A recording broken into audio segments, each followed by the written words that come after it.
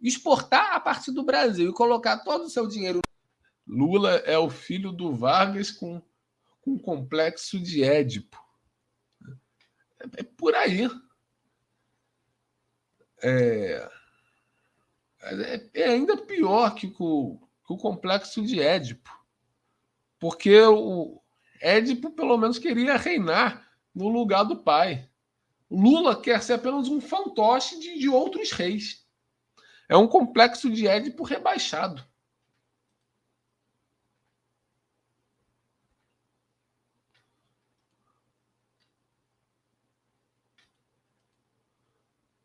É uma coisa completamente vergonhosa.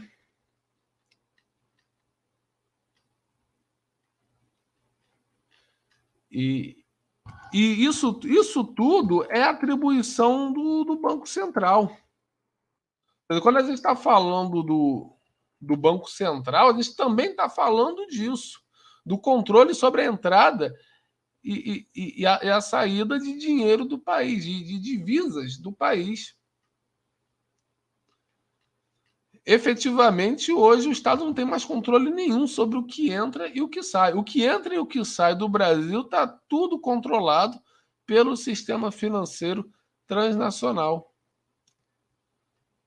Lula e Bolsonaro permitiram que isso acontecesse, que isso se desse dessa forma. Então é por isso que o Lula é muito bem recebido no exterior, é por isso que Lula é elogiadíssimo pela The Economist, pela Financial Times, é por isso que Bolsonaro está livre, leve e solto nos Estados Unidos, se reunindo lá com Donald Trump.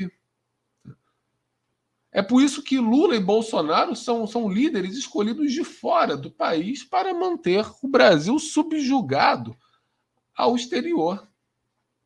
Isso aí é a completa reversão daquilo que Vargas começou a fazer no Brasil, daquilo que Vargas instituiu dentro do Brasil.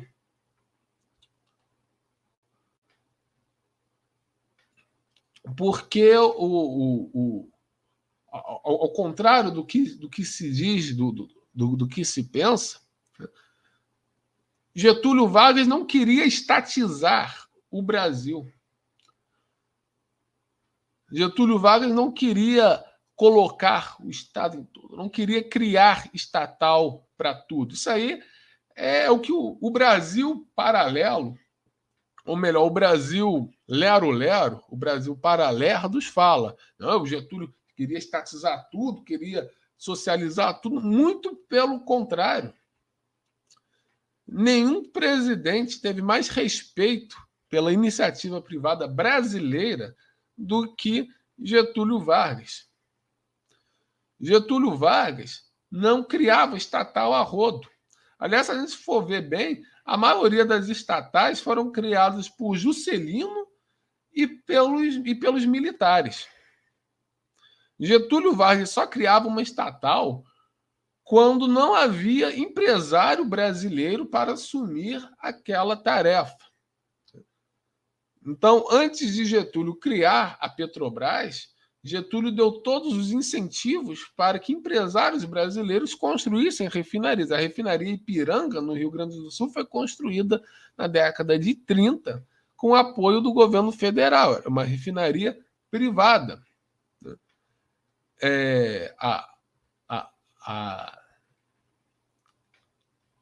A Eletrobras, cujo projeto foi do governo Vargas, mesma coisa. Né? A Vale do Rio Doce foi definida nos acordos de Washington. A própria CSN, a Siderúrgica Nacional, o Getúlio Vargas só tomou a iniciativa de criar a Siderúrgica Nacional quando viu que não havia empresário brasileiro com capital, com fôlego para fazer aquele investimento. Ele foi lá e colocou o Estado para fazer, ou seja, o Estado entrando onde a iniciativa privada não podia ou não queria entrar. Né? O Vargas não queria estatizar tudo. O que o Vargas queria era nacionalizar a economia. Era que as riquezas do Brasil ficassem dentro do Brasil para usufruto dos brasileiros, dos empresários brasileiros, dos trabalhadores brasileiros. O que Getúlio queria era um Brasil para os brasileiros, para todos os brasileiros.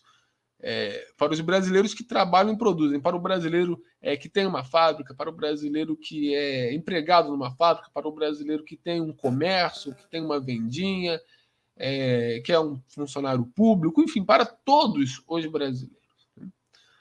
Getúlio não incentivava a luta de classes dentro do Brasil, porque para ele a luta não era dentro do Brasil, a luta era do Brasil contra o financismo transnacional que sugava o Brasil e tirava de todos eles.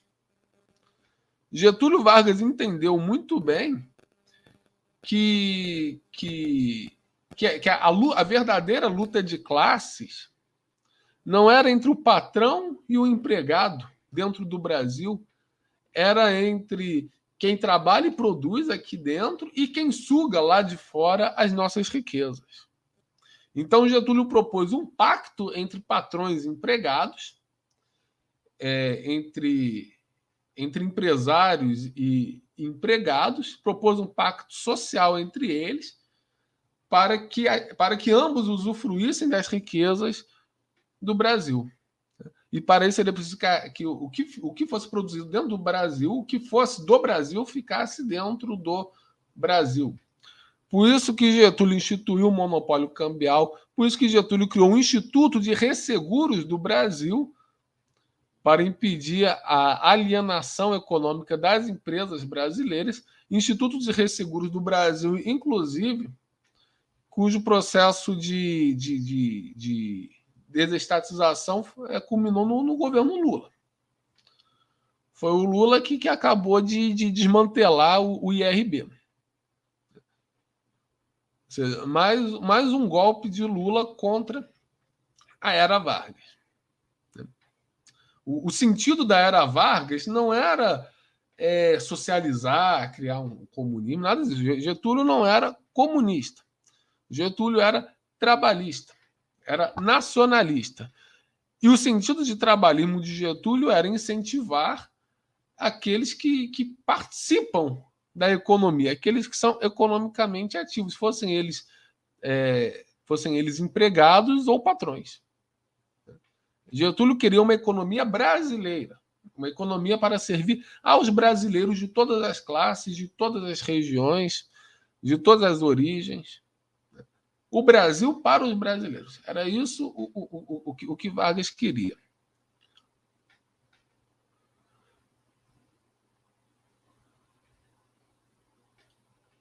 Exatamente. Getúlio anti-banqueiro, e principalmente anti-banqueiro estrangeiro.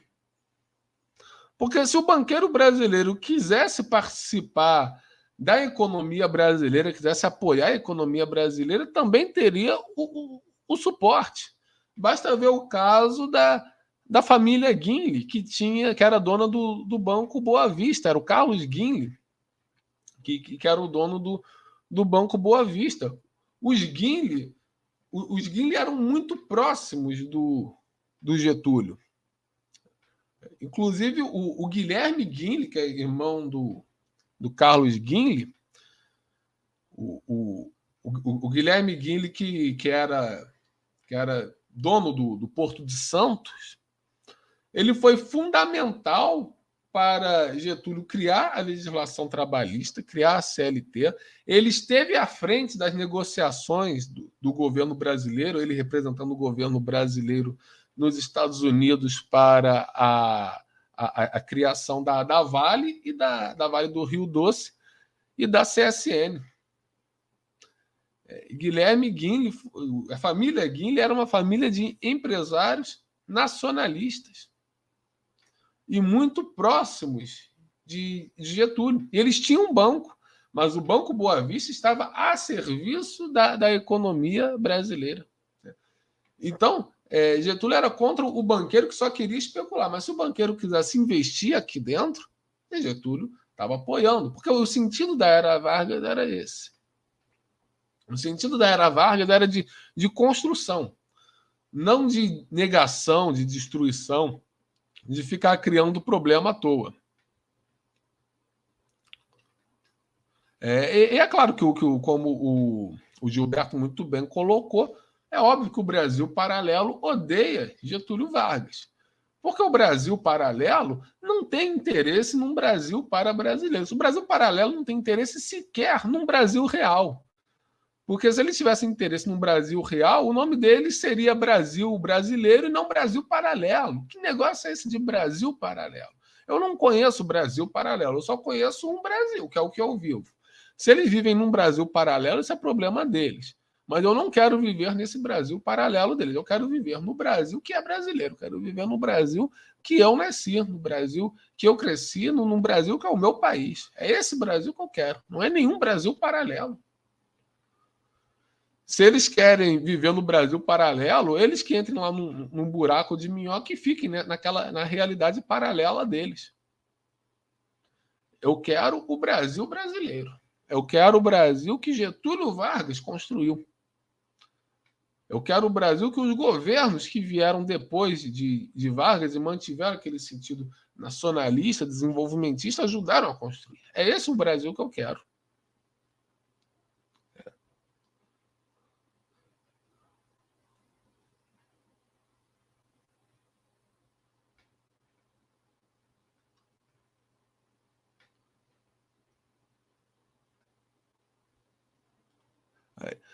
O Raif Vieira falando, a nova moda é dizer que Jango é comunista. Daqui a pouco JK e Geisel vão ser também. Esses malucos aí, bolsonarista, ANCAP, neocorno, essas merdas todas aí, eles veem comunista até debaixo da cama. Discordou deles, é comunista. Olha, se eles acham que o Jango é comunista, faz o seguinte, abre mão do 13º salário. O 13º é a criação do Jango. Então eles têm que abrir mão disso, porque o 13º é comunismo. Daqui a pouco o JK e Gaza, vocês também se. Para eles, todo mundo que não se enquadra naquela maluquice entreguista, privatista de Paulo Guedes, de Bolsonaro, é comunista. Né? Então, daqui a pouco. Bem, até o Fernando Henrique, para eles, é comunista. Não sei se vocês imaginem só. Né? Imagina, então, se eles soubessem o que o Castelo Branco fez, o que o Geisel fez, o que o Médici fez. Aí eles iam achar o Geisel, o próprio Fidel Castro disfarçado numa operação secreta da KGB. Porque se para eles o Jango é comunista, o Geisel, então, porra, o Jango era até moderado. Porque o Jango era varguista. O Jango era herdeiro direto escolhido de Getúlio Vargas. Então, o Jango ele tinha a convicção varguista de um Brasil para brasileiros. Né?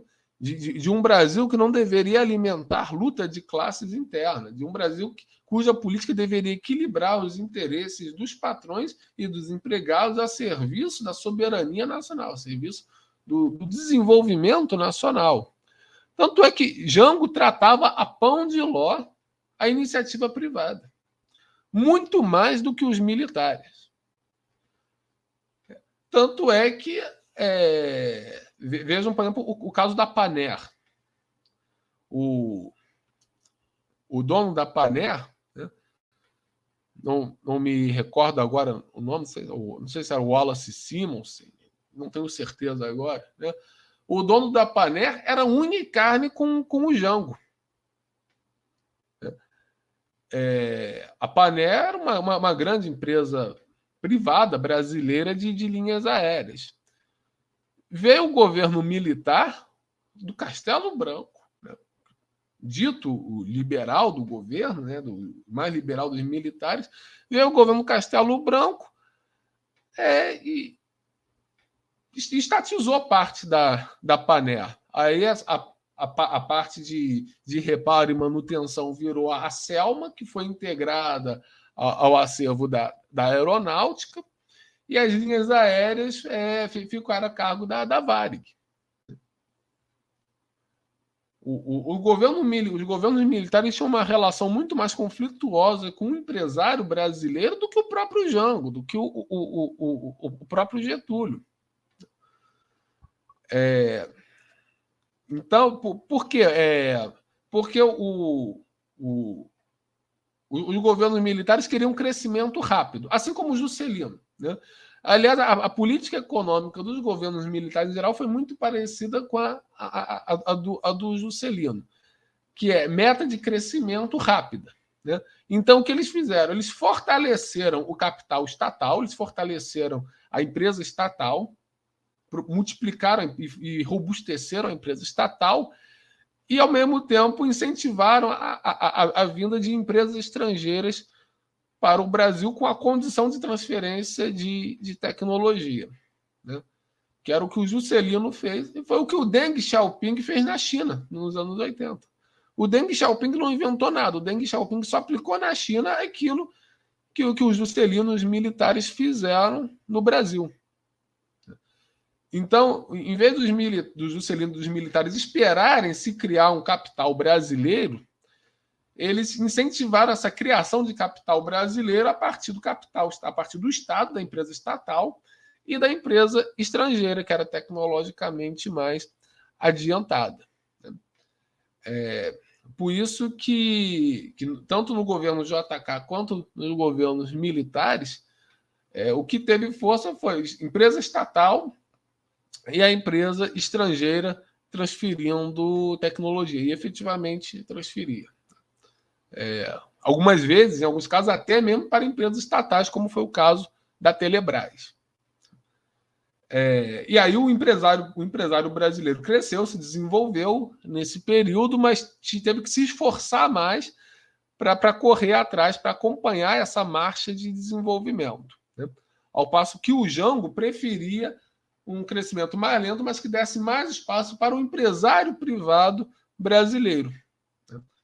Então, na concepção do Jango, nem assim um Estado, nem uma empresa estatal assim, a empresa estatal não cresceria tanto como nos governos militares, nem a empresa estrangeira cresceria tanto.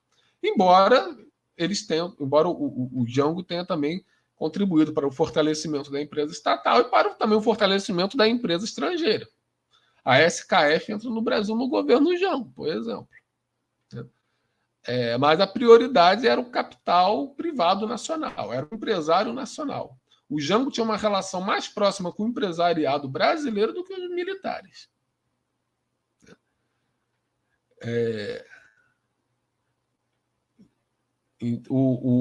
O trabalhismo não era contra o empresário brasileiro, muito pelo contrário. O trabalhismo era extremamente a favor do empresário brasileiro.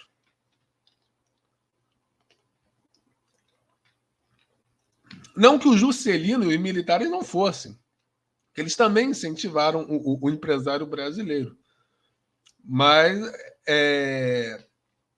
incentivaram a partir do crescimento puxado pela empresa estatal e pela empresa estrangeira, que era a que tinha tecnologia mais avançada. Foi esse modelo depois que a China utilizou. O Jango queria um modelo mais gradual. Por quê? Porque o Jango era trabalhista e o trabalhismo nunca foi contra a propriedade privada. O trabalhismo nunca foi escada para o comunismo, embora os comunistas tenham utilizado o trabalhismo e o Jango como escada. Porque os comunistas, querendo disputar espaço, viram a fraqueza do Jango. O Jango era um presidente fraco, era um presidente que não tinha apoio institucional. Então eles perceberam isso e eles colaram no Jango para poder usá-lo como escada. E aí foi isso que precipitou a ação militar. Porque os militares não eram contra as reformas de base do Jango. O que os militares eram contra era a agitação política que a fraqueza do Jango estava permitindo.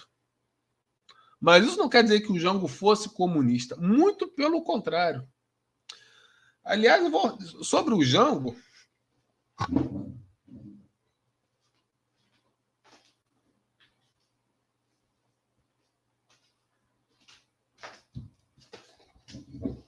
Sobre o Jango, eu recomendo fortemente essa biografia escrita pelo professor Jorge Ferreira. Biografia maravilhosa do Jango, que mostra as diferentes facetas do Jango, a trajetória política do Jango, inclusive a trajetória empresarial do Jango.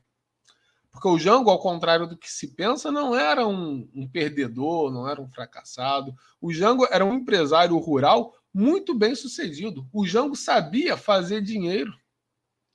O Jango sabia fazer mais dinheiro do que todos esses ANCAPs, liberotários, olavetes, né? Eles puxam tão o saco do empresário, do empreendedor, mas esse cara aqui, ó, é que era empreendedor. Esse cara aqui, ó, sabia fazer dinheiro. E como sabia fazer dinheiro? O Jango se sustentava com seus próprios recursos. Ele ficou rico a partir dos seus próprios recursos. Ele não ficou rico explorando ninguém, ele não ficou rico apostando em bolsa de valores, ele não ficou rico especulando em paraíso fiscal, ele não ficou rico desviando dinheiro para fora do país, não. Ele ficou rico investindo, ele ficou rico trabalhando, ele ficou rico produzindo. O Jango tinha faro de mercado para questão de gado, de rebanho.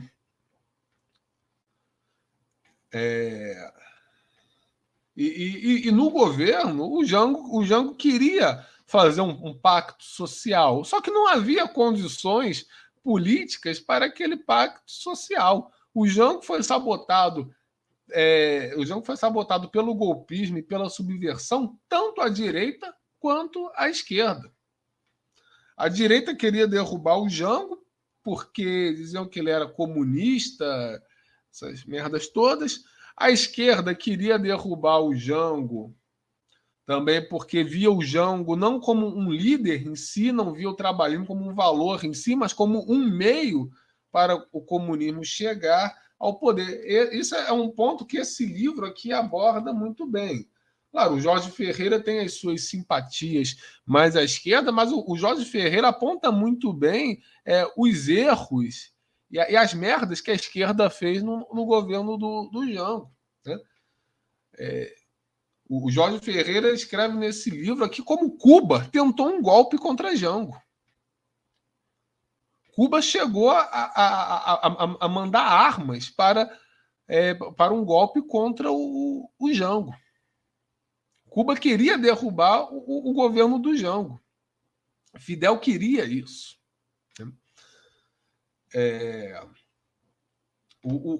A própria atuação do Brizola é muito criticada pelo Jorge Ferreira, né?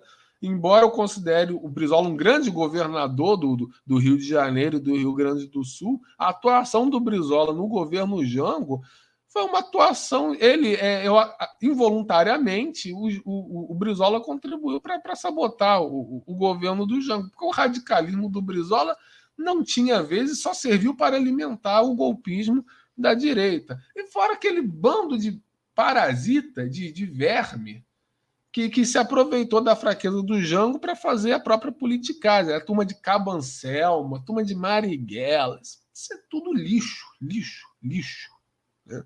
Marighella é lixo. Cabo Anselmo é lixo. Né? Hoje a esquerda, hoje é ponto pacífico na esquerda que o Cabo Anselmo era agente da CIA, inclusive na época. Né? Mas se o Cabo Anselmo era agente da CIA, então o Marighella também era. E é o que eu acredito que fosse mesmo, porque o Marighella atuou a vida toda dele como sabotador. Marighella atuava como sabotador no governo Vargas, no primeiro e no segundo, atuou como sabotador no governo Jango, atuou como sabotador no governo militar. Marighella não fez mais nada na vida além de sabotagem e terrorismo. Então, se o Marighella não era da CIA, a CIA deve ter se arrependido amargamente de não ter contratado o Marighella, porque o Marighella ia queimar o filme de qualquer comunismo, de qualquer socialismo. Era só colocar o Marighella ali que ia queimar o filme. E Marighella e Cabo Anselmo eram unha e carne.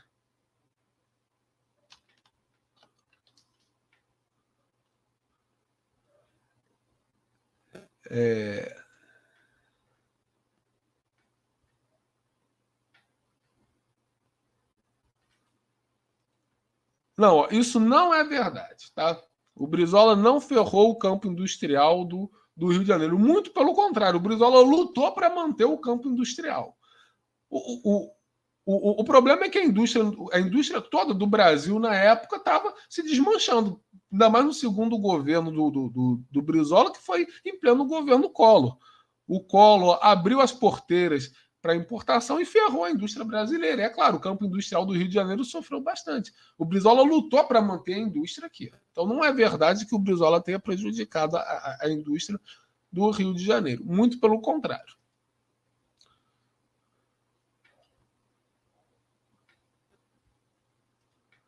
Eu penso exatamente igual, Diego. O Jango teve uma grandeza muito grande de colocar a nação acima da própria vaidade. Porque se o Jango fosse vaidoso, ele pegava em arma, que era tudo que os Estados Unidos queriam, né? E em vez dos Estados Unidos ter entrado no Vietnã, os Estados Unidos teriam entrado aqui no Brasil. A Operação Brother Sun já estava toda colocada. Então, o Jango viu que era melhor os militares tomarem o poder do que se iniciar uma guerra civil.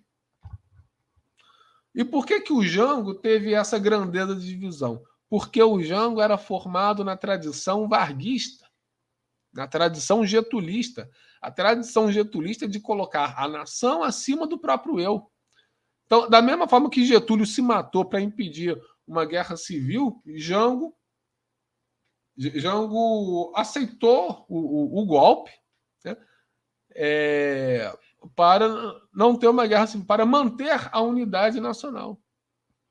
Isso aí era a tradição de José Bonifácio, que Getúlio continuou e que Jango, da qual Jango era herdeiro.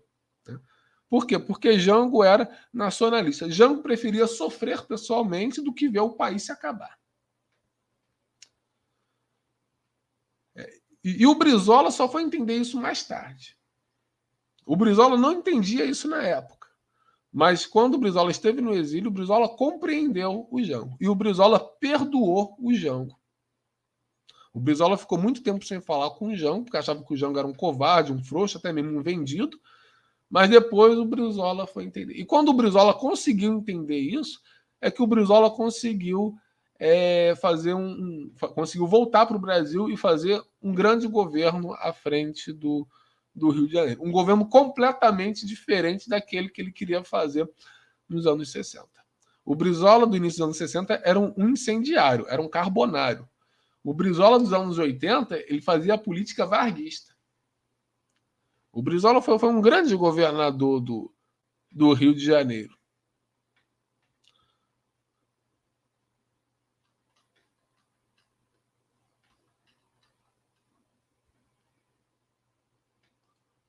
O Brizola foi roubado em 89, porque em 89 o Brizola causava mais medo nos Estados Unidos do que em 64. Em 64, o Brizola fez o jogo dos Estados Unidos. O que os Estados Unidos queriam é justamente aquilo: um incendiário para acelerar o golpe, para reagir contra o golpe e justificar a entrada militar dos Estados Unidos.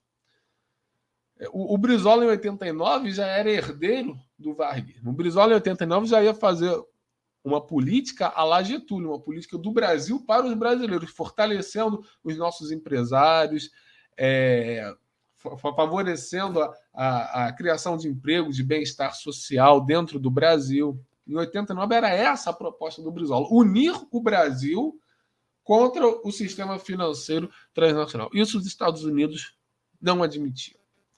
O Brizola, em 89, era mais indigesto para os Estados Unidos do que o Brizola de 64. O Brizola de 64 era um inocente útil. O Brizola de 89 já era um potencial estadista. O Brizola de 89 já estava bem mais maduro do que o Brizola de 64. E por isso que as oligarquias brasileiras associadas ao imperialismo dos Estados Unidos impediram o Brizola de ganhar em 89. Colocaram o Collor, que era o que eles queriam mesmo, né? E colocaram como segundo colocado o Lula. Né? O Lula que era autorizado por eles, enfim, para fazer o que a gente viu que o Lula fez no governo. Acabar com as fronteiras econômicas brasileiras. Não, Lacerda completamente incendiário também. Lacerda era golpista. Lacerda tinha uma oratória incrível, mas ele colocava essa oratória a serviço da desestabilização do país. E aí vai uma diferença entre o Lacerda e o Brizola, porque o Brizola não tinha sede de poder, o Lacerda tinha. O Lacerda era obcecado pelo poder. O Lacerda ele fazia de tudo para ter o poder. Se o Lacerda um dia viesse a ser presidente do Brasil, era capaz dele virar uma espécie de Pol Pot brasileiro. Ele ia querer matar metade da população brasileira. Porque ele fazia tudo pelo poder. O Lacerda não tinha escrúpulos. O Lacerda foi um excelente governador da Guanabara, atual cidade do Rio de Janeiro, isso é fato. Dos governantes da cidade do Rio de Janeiro, o Lacerda foi o melhor de todos os tempos, né, na minha avaliação. O Lacerda era um baita administrador público, né, porém era um escroque enquanto oposicionista. Ele não tinha limites e escrúpulos enquanto oposicionista, e isso serviu para desestabilizar o país. O Brizola já era mais escrupuloso, porque o Brizola realmente tinha um ideal. O Brizola tinha uma sinceridade de ideal. O Brizola realmente queria um Brasil melhor. Né? Isso era fato. O Lacerda queria um Brasil para ele. O Lacerda podia até virar comunista, se isso fosse aumentar o poder dele. O Brizola já era ideologicamente mais unificado, mais coerente. Mas, de fato, os dois atuaram, em campos distintos, os dois atuaram para desestabilizar o governo do Jango. Né? E indiretamente, involuntariamente, né, para que os Estados Unidos entrassem dentro do Brasil. E por que os Estados Unidos não entraram aqui mesmo com um golpe? Porque as Forças Armadas impediram isso. As Forças Armadas tomaram as rédeas do processo e estabilizaram. As Forças Armadas tomaram o poder para falar assim: bem, agora nós temos o poder, nós conseguimos o que nós queríamos desde a Guerra do Paraguai e nós vamos desenvolver o Brasil. Nós vamos desenvolver o Brasil dentro do ideal tenentista que estava lá em grande parte daqueles militares que fizeram parte do tenentismo na década de 20 e de 30, inclusive da Revolução de 30. Né?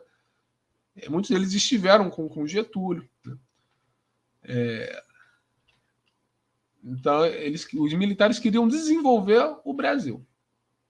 Então, e para desenvolver o Brasil tinha que ter ordem e estabilidade. Por isso que os militares reprimiram ao mesmo tempo tanto o Lacerda quanto o Brizola. Os militares anularam o Lacerda e o Brizola ao mesmo tempo, para consolidar um novo núcleo de poder. E que, de fato, foi responsável por uma grande estruturação institucional e econômica do Brasil. E que consolidou a Era Vargas. E se a gente conhece a Era Vargas até hoje, é graças aos militares. Que negócio. Getúlio criou a Petrobras, mas quem montou a Petrobras, quem estruturou a Petrobras foram os militares, em especial Ernesto Geisel, que foi presidente da Petrobras no governo Médici e presidente do Brasil, logo depois. A Petrobras foi uma escola de governo para o Geisel. E ali foi o apogeu da Era Vargas, em todos os sentidos. Claro, usando alguns meios, algumas instrumentalidades distintas, porque o momento era outro, mas o espírito era o mesmo. Transformar o Brasil numa potência, fazer o Brasil um país para os brasileiros.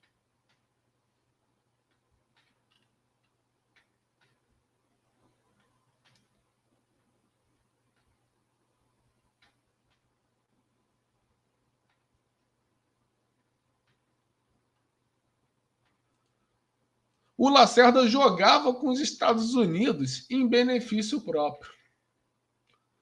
O Lacerda não era pró-Estados Unidos no sentido ideológico.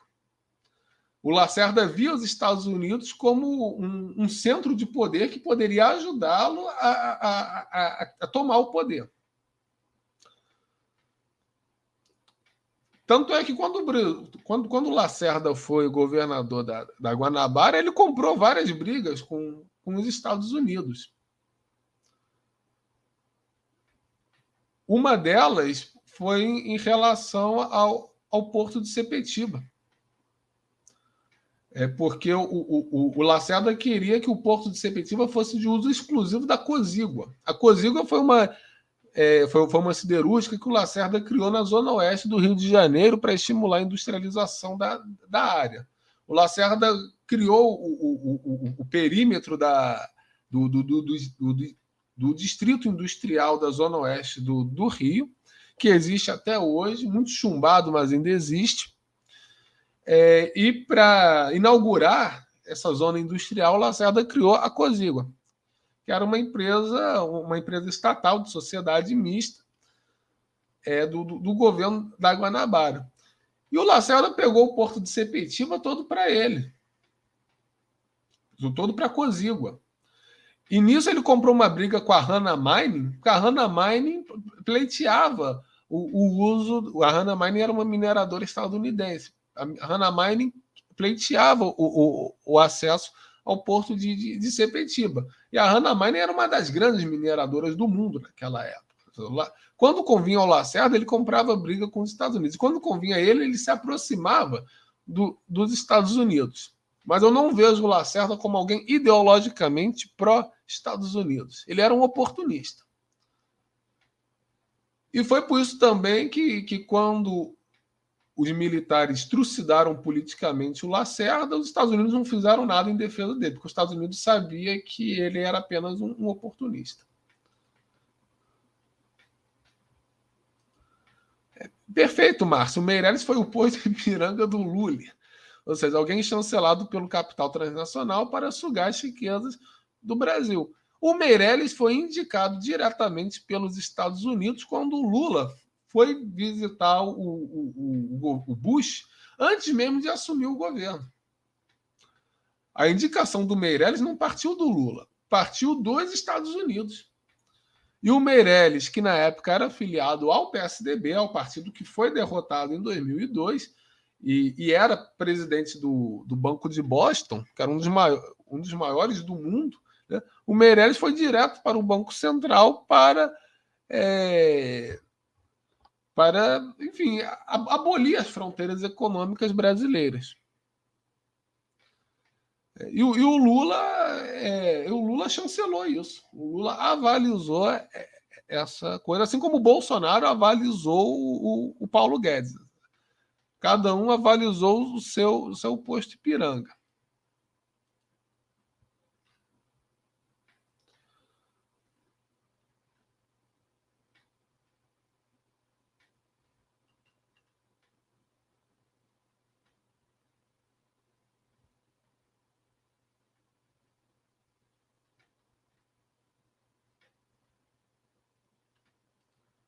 Eu que agradeço, Rodinei.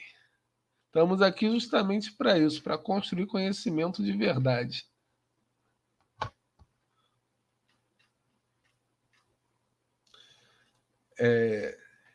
Então, vocês vejam aí como que o Banco Central é estratégico para o Brasil. Não existe projeto nacional sem levar em conta uma atuação do Banco Central a serviço de criar uma economia nacional brasileira, para que o que se produza dentro do Brasil fique dentro do Brasil, sendo utilizado a favor do Brasil.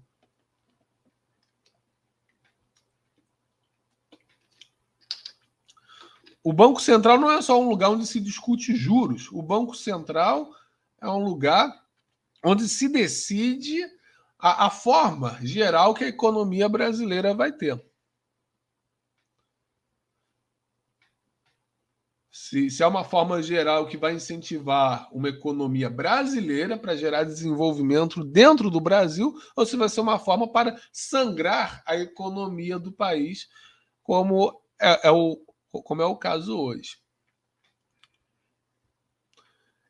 É absurdo e é revoltante que a gente veja os recursos brasileiros sendo drenados para o exterior de várias formas. É muito triste ver o ferro de Minas Gerais sendo exportado in natura para o exterior. O ferro é a nossa riqueza, é o nosso recurso. Esse ferro tinha que estar sendo transformado em aço aqui dentro, para esse aço virar máquinas, para esse aço virar bens de consumo, para esse aço se reverter em emprego, em renda, em bem-estar aqui dentro do Brasil. O nosso ferro, as nossas riquezas, o nosso pré-sal deveria estar sendo industrializado aqui dentro do Brasil. Não era para a gente estar exportando os nossos minérios. Ou se a gente fosse exportar, que a gente exportasse recebendo um preço altíssimo por isso. Sangrando os outros para que a gente obtivesse recursos para o nosso crescimento. Eu fui a Minas Gerais no ano passado, é uma coisa linda e ao mesmo tempo muito triste. Né? Eu andei ali pelo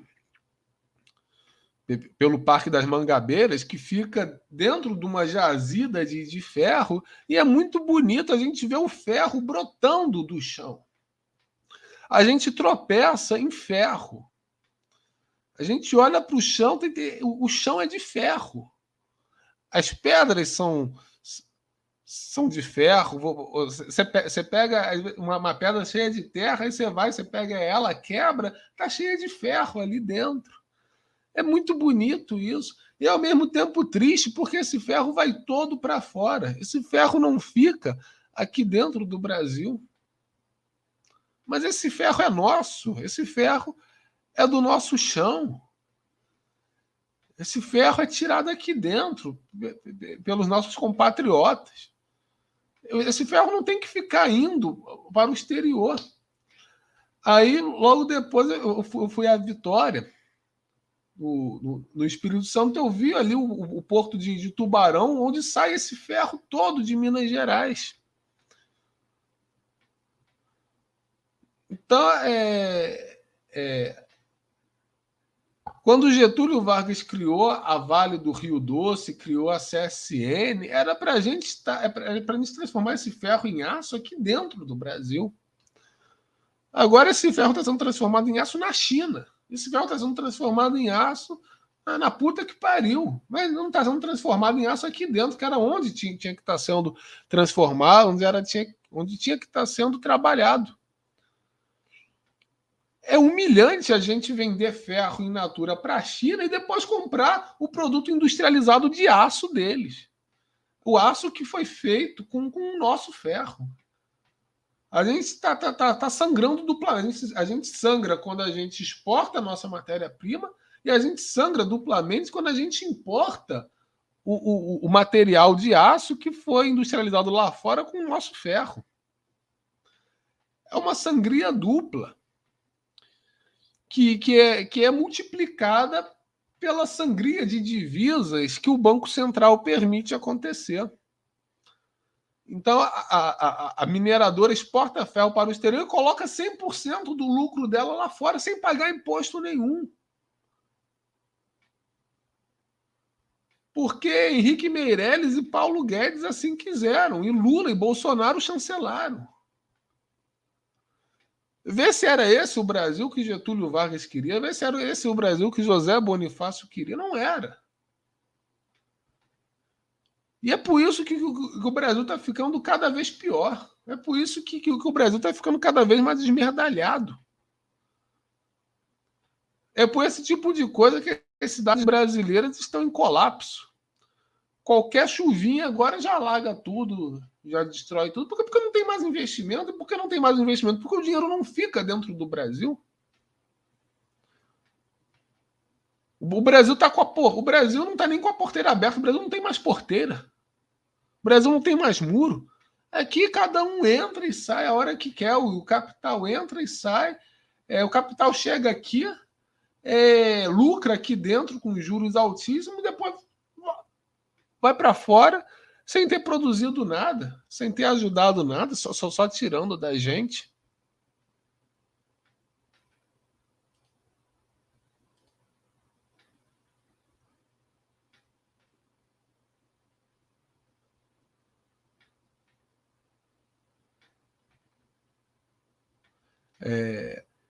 Então, as perdas internacionais a que o Brizola se referia continuam sendo o grande problema do Brasil, o grande empecilho para o Brasil se tornar uma nação à altura das suas potencialidades.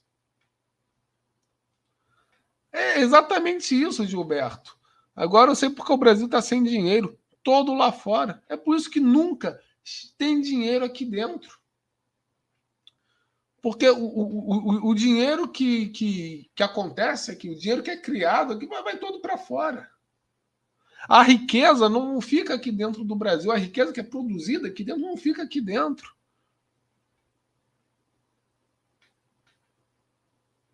Teria que ficar, mas não fica. E não fica porque o Banco Central permite que não fique. A culpa é do empresário.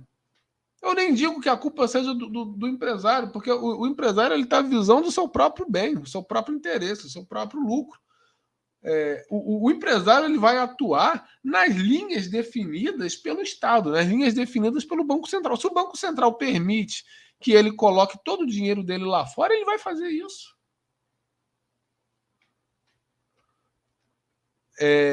A gente não vai construir um país melhor exigindo almas mais puras. A gente vai construir um país melhor com instituições que sirvam ao Brasil, com instituições que delimitem regras que forcem cumprimento dos interesses nacionais. Não importa se o empresário é bonzinho ou é malvadão, mas ele tem que deixar o dinheiro dele aqui dentro. Ele tem que investir o dinheiro dele aqui dentro. E quem tem que estabelecer essa regra é o Estado, é o Banco Central. Mas o Banco Central estabelece a regra contrária. Ó, você pode colocar lá fora. E é por isso que num país tão rico, as pessoas vivem tão na merda. É por isso que num país tão rico, as condições estão cada vez piores. Aí chega aí um Bolsonaro da vida, inaugura uma ponte de 10 metros em cima de um córrego, aí já diz que ele é o governo que mais realizou na história. Aí chega o Lula, viaja de helicóptero ali em cima ali da Baixada Santista, dá um alô, dá um olá ali para aquelas pessoas que perderam tudo e diz que ele que é um presidente de verdade porque ele vai ver as vítimas. E aí de palhaçada em palhaçada, de firula em firula, nada se faz, nada se constrói, o país fica parado. A gente vê tantas potencialidades sendo desperdiçadas, sendo jogadas fora, de modo que quase ninguém mais acredita no futuro do Brasil, porque efetivamente nós já temos aí uma geração inteira que não viu o país crescer. Vamos pensar bem, qual foi a última vez que o Brasil cresceu 10% ao ano? Isso aí já vai fazer quase 50 anos. Ou seja, pessoas abaixo de 50 anos nunca viram o Brasil crescer mais de 10% ao ano. Ou seja, a maior parte da população brasileira nunca viu o Brasil ter um desempenho minimamente à altura das suas potencialidades. Aí vem me dizer aí que Lula que é bom, que Bolsonaro que é bom, eu quero mais. O Brasil não é Belize, o Brasil não é Singapura, o Brasil não é a Eritreia. O Brasil é um continente. O Brasil precisa de mais. O Brasil pode mais do que isso. O Brasil pode mais do que Lula e Bolsonaro brigando por futilidade, por merda, por baixaria. Porra, era para todo brasileiro viver em luxo. Era para todo brasileiro ter uma vida de rei. Porque as nossas riquezas são inesgotáveis. Dá para todo mundo e dá para muito mais gente. Daria para a gente ter 1 bilhão de pessoas aqui dentro do Brasil, 1 bilhão de brasileiros vivendo como rei, se as nossas riquezas fossem utilizadas para a gente.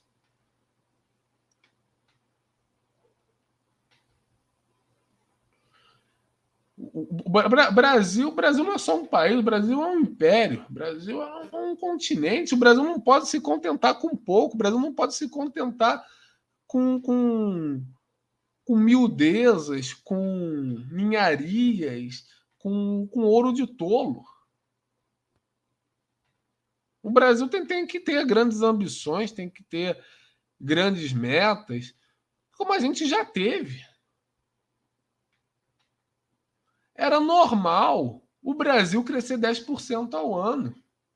No tempo de Getúlio, no tempo de Juscelino, no tempo de Médici, de Gás, eu crescer 10% ao ano era o normal. O governo fez o Brasil crescer 10% ao ano, não fez mais que a sua obrigação. Era normal crescer 10% ao ano. Era normal crescer como a China. E de repente, e por que a gente parou? Por que a gente parou no meio do caminho? A gente passou a se contentar com pouco. Aí vem aí os lulistas falando do PIBão de 7,5%. 7,5% nos anos 70 era crise. 7,5% nos anos 70 colocava o governo na berlinda. O Brasil não é país de 7,5%. O Brasil é país era para a gente estar crescendo 20% ao ano, sem exagero. 7,5%, e foi 7,5% num ano só. Não foi nem 7,5% ao longo de vários anos, foi um ano só. Até o Sarney cresceu mais, porra. Até o Sarney entregou um resultado melhor.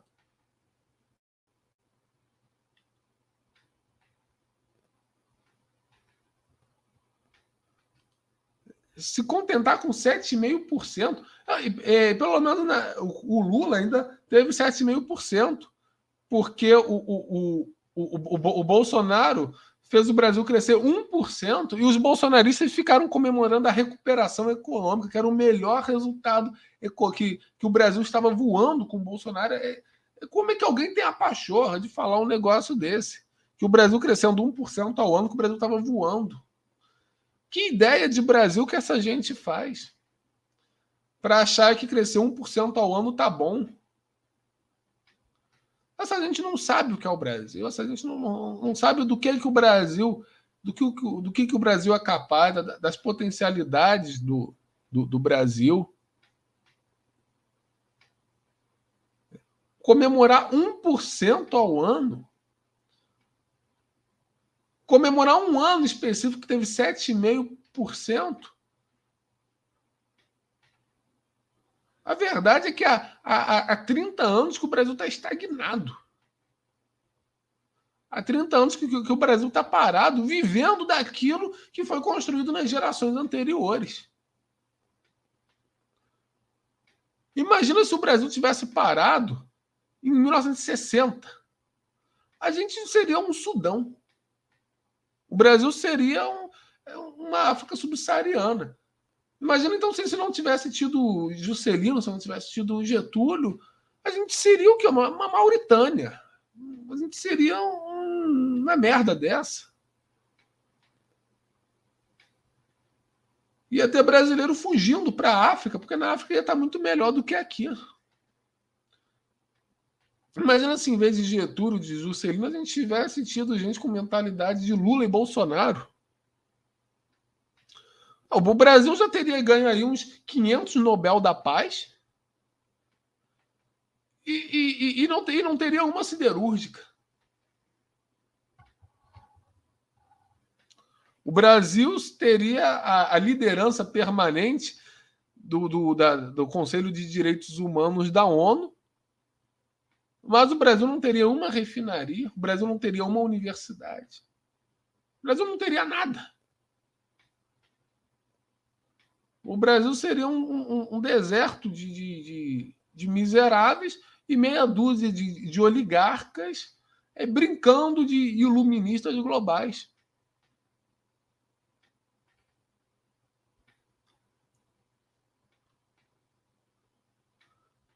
Se a gente está aqui, a gente tem que agradecer aos governantes que passaram pelo Brasil entre 1930 e 1980. Porque praticamente tudo que a gente está vendo hoje, tudo que a gente vê hoje foi construído naquela época. Depois isso não foi construído mais nada de substancial. Uma outra coisa, assim, pingada, né? Mas nada estruturante. Nada que realmente tenha mudado a cara do país. Muito pelo contrário, só tem perdido, só tem perdido, só tem perdido. A China tem crescido às custas do nosso ferro. Nada contra a China, um país que eu admiro, um país que eu respeito, um país que eu quero que cresça, que prospere para desafiar a unipolaridade dos Estados Unidos. Mas, em primeiro lugar, o Brasil. O Brasil não pode ficar exportando ferro para fora, seja para a China, para os Estados Unidos, para a Europa, para onde quer que seja. O Brasil não pode ficar exportando divisa para paraíso fiscal, como está. O Brasil tem que se voltar para dentro, isso não quer dizer se isolar do mundo, mas estabelecer os termos de negociação a partir do que a gente é capaz de fazer. Colocar a nossa força para transformá-lo em vantagens para nós.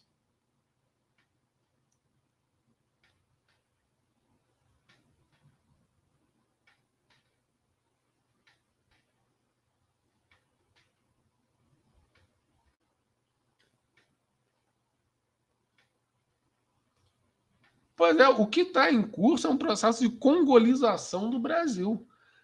E o Banco Central é peça estratégica dessa congolização do Brasil, não só pela questão dos juros. Não só pelos juros, tem coisas até piores com os juros, porque os juros, até pouco tempo atrás, estavam baixinhos. O próprio Roberto Campinado botou os juros a 2%, a taxa Selic a 2%.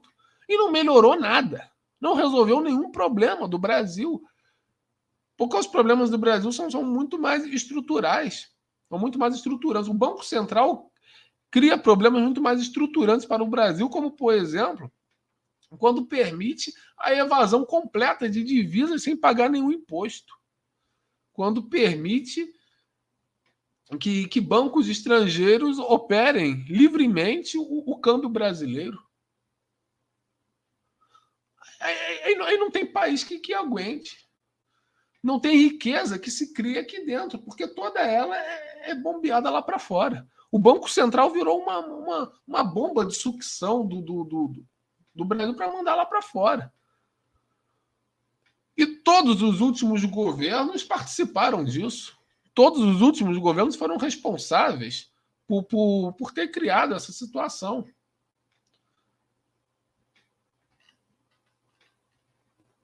Por ter oficializado essa vergonha. Exatamente, Marcelo. O Brasil é um país faraônico e, por isso, precisa de uma visão faraônica, precisa de um Estado faraônico, precisa de uma economia faraônica, precisa de um PIB faraônico, precisa de investimentos faraônicos, precisa de uma cultura faraônica. O Brasil precisa ser faraônico em tudo, porque o Brasil é grande e tem vocação para a grandeza. Então, o Brasil tem que corresponder a essa vocação. O Brasil tem que ser grande. É grandeza ou grandeza, não tem opção para o Brasil.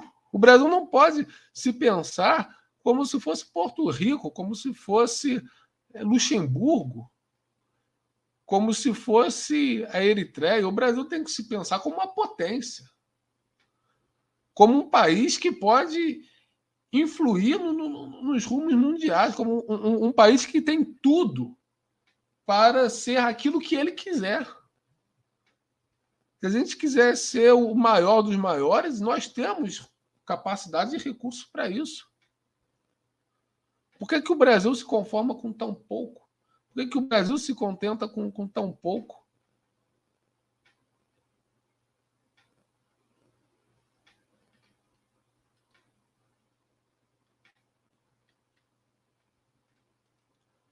Muito bem lembrado, Rudi Kroll, do exemplo da Suécia. A Suécia é rica em minérios e exporta máquinas de extração. O Brasil importa essas máquinas para exportar minérios.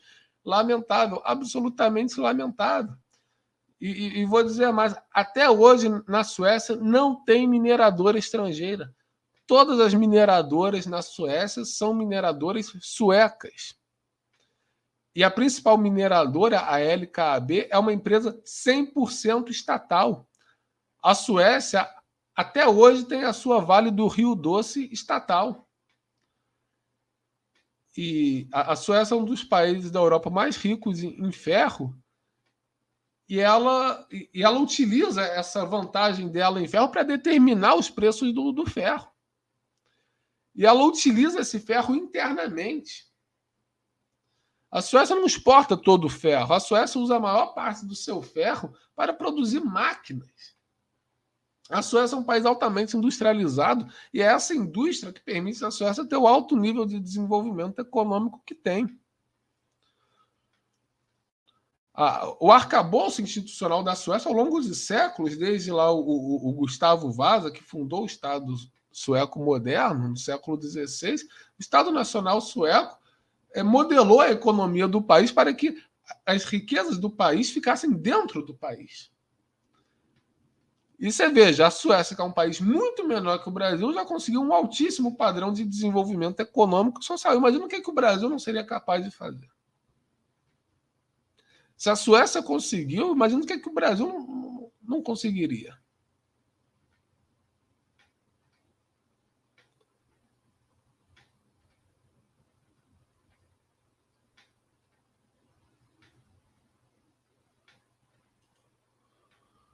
O Federal Reserve, em princípio, ele tem por meta manter o pleno emprego. Mas na prática também não é isso que acontece lá, porque o Federal Reserve, e o Janilson sabe disso, o Federal Reserve é um cartel de bancos privados.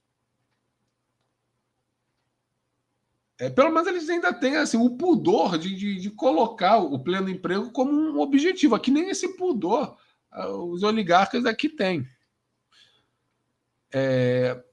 Mas para o Federal Reserve, se o cara tá trabalhando 20 horas por dia entregando pizza, isso para ele já é emprego. Se a pessoa está morando num trailer, o Federal Reserve não está nem aí para isso. O Federal Reserve não é um banco central como é o Banco Central brasileiro, como é o modelo de Banco Central europeu. O Federal Reserve é um cartel de banco privado que coloniza os Estados Unidos. Os Estados Unidos também são colonizados pelas finanças transnacionais. E aqui no Brasil, a autonomia do Banco Central serve para fazer do Banco Central uma instituição transnacional, uma instituição a serviço desses mesmos interesses que controlam o Federal Reserve nos Estados Unidos. Se eles já escalpelam nos Estados Unidos, imagina o que eles não fazem com o Brasil. Então, é essa a verdade sobre o Banco Central. O Banco Central, nas últimas décadas, deixou de ser uma instituição nacional e se tornou um agente de subjugação nacional.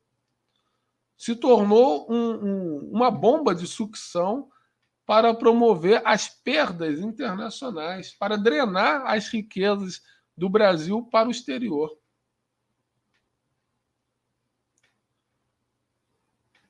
É essa a verdade sobre o Banco Central que vocês não vão ver na Globo, vocês não vão ver no Eduardo Moreira, vocês não vão ver no Antagonista, vocês não vão ver em nenhum desses veículos, porque todos eles estão a serviço desses interesses que estão surrupiando o país. A reforma do Banco Central é fundamental para a soberania brasileira. E aí já vem a pergunta, então o que fazer? O que fazer é derrubar tudo isso. Se tem resolução do Banco Central autorizando que o exportador pode colocar 100% da sua arrecadação no exterior, revoga essa resolução. Acaba com ela e diz, e coloca impõe uma outra resolução dizendo a arrecadação do que for exportado tem que ser reinvestido dentro do Brasil. Ponto.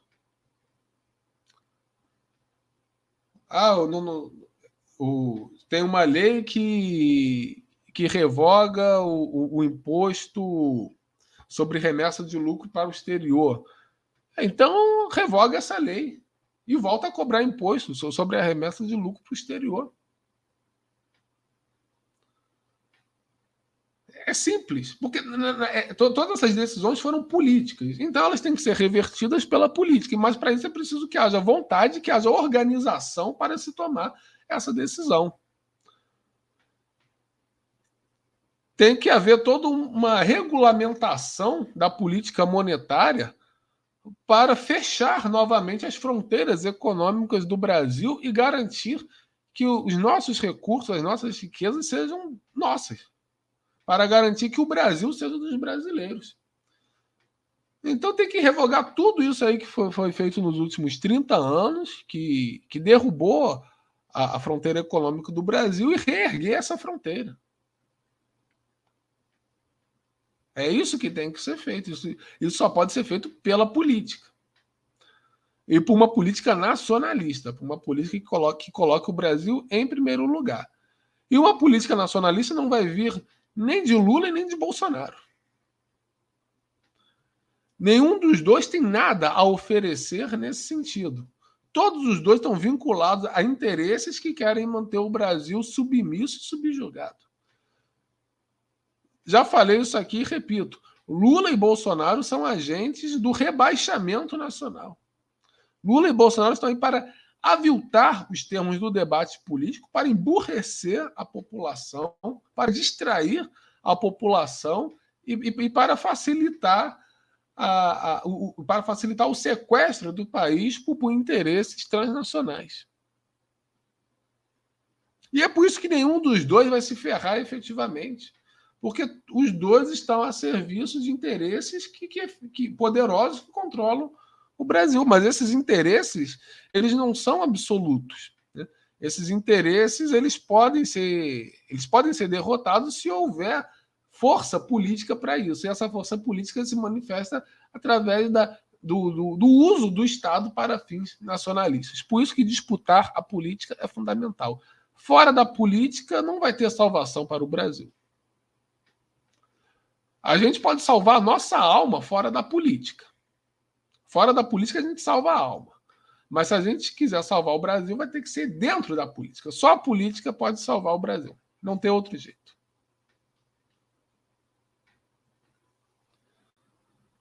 Então, é isso aí, minha gente. Muito obrigado aí pela excelente conversa, como sempre. Agradeço a todos aí pelos excelentes comentários, né? Esse diálogo, esse bate-bola entre a gente enriquece bastante os vídeos, enriquece as conversas, produz conhecimento, efetivamente, coloca um debate público nacionalista, que é o que a gente está precisando. Precisamos criar termos nacionalistas de discussão, e é isso o que nós estamos fazendo aqui. Um grande abraço a todos, uma boa noite a todos, um bom descanso a todos, um bom final de semana a todos, e até a próxima.